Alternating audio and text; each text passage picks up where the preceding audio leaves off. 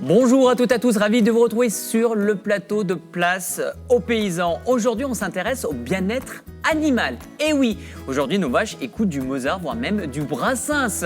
Est-ce que c'est un phénomène de mode? Eh bien, écoutez, on va en parler avec Flora Gérossier, élue à la Chambre de l'Agriculture Loire.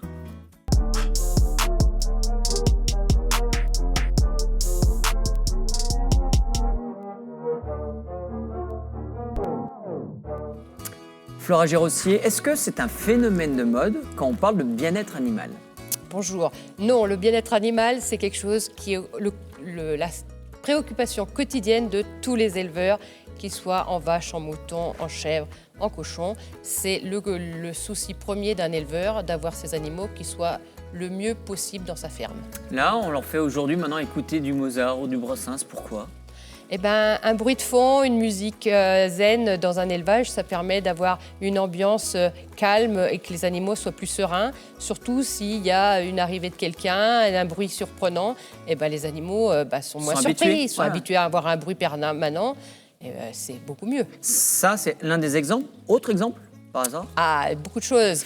Le bien-être animal, ça passe à aujourd'hui avec le changement climatique, il fait chaud. On veut essayer que les animaux soient au maximum à l'ombre.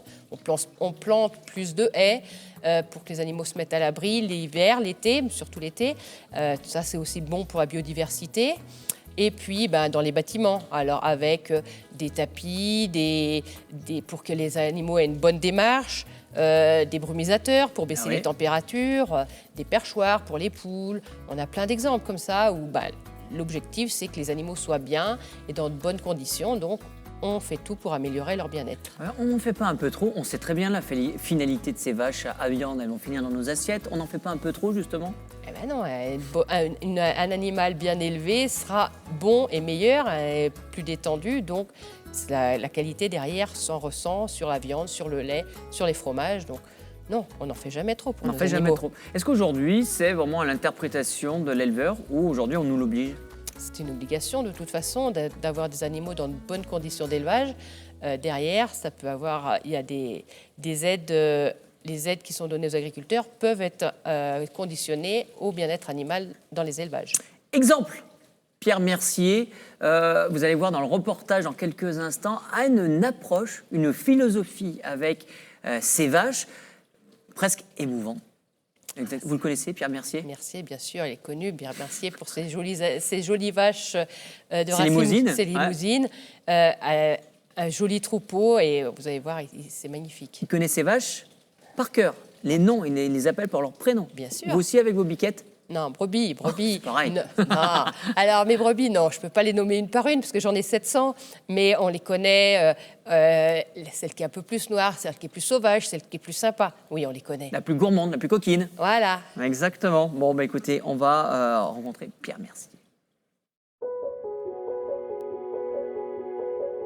Allez, filles. Alors, les cocottes.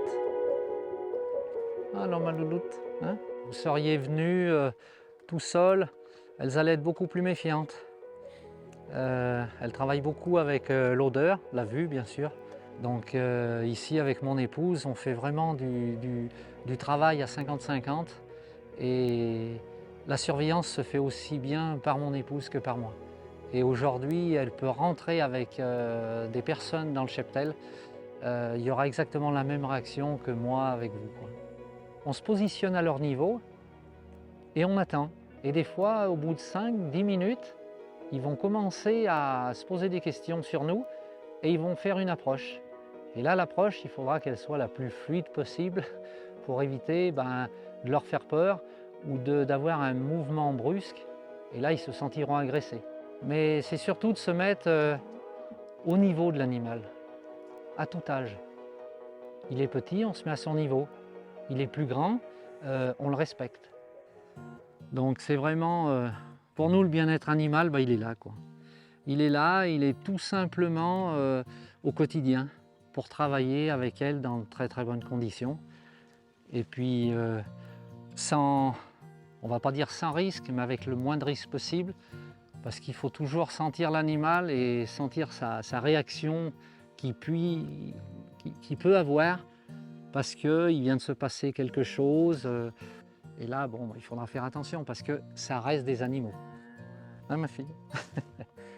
Quand on n'est pas très proche de ces animaux, qu'on est un bon éleveur, qu'on veut produire de la viande, on peut avoir encore une démarche supplémentaire, c'est de s'approcher au plus près des animaux, de vouloir leur donner notre confiance pour qu'elle soit réciproque. Et lorsqu'on a atteint ce niveau-là, le travail de l'éleveur, il est très enrichissant parce que le bovin est très réceptif.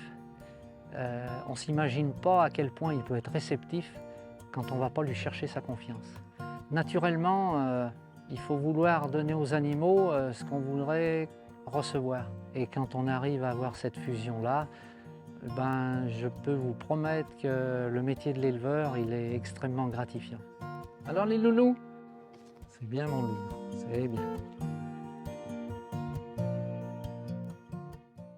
Non, il ne faut pas oublier que le métier d'éleveur, c'est un métier dangereux. Ce pas des animaux de compagnie. Hein. Ah là, Pierre est au milieu de ces deux taureaux. Loulou, Loulou, ils font 1,5 tonne sûrement chacun. Facile, ouais, chacun. Ouais, donc c'est la confiance qu'il a établie avec ces animaux qui fait qu'il peut se permettre de se promener à côté de ces animaux en toute confiance. En toute confiance. Ça reste des animaux, il faut respecter quand même les règles de sécurité, toujours avoir cette méfiance un Il faut petit se peu. méfier, il faut être attentif, surtout s'il y a des étrangers ou des bruits qui peuvent faire peur. Mais c'est la confiance. Est-ce qu'aujourd'hui, on peut encore pousser le vice ou pas du bien-être animal? Là, on est au summum de ce qu'on peut faire. Il y a toujours sûrement des choses à faire. Dans chaque élevage, il y a des choses à améliorer. Mais là, Pierre, chez lui, c'est franchement... C'est le summum de ce qu'on a vu. c'est le zen, la zénitude absolue. Et là, ça se retrouve... Le mot de la fin, pour vous? Manger local. Très bien ça. Merci d'avoir suivi ce numéro de Place aux paysans et on vous dit à la prochaine fois. Ciao, bye bye.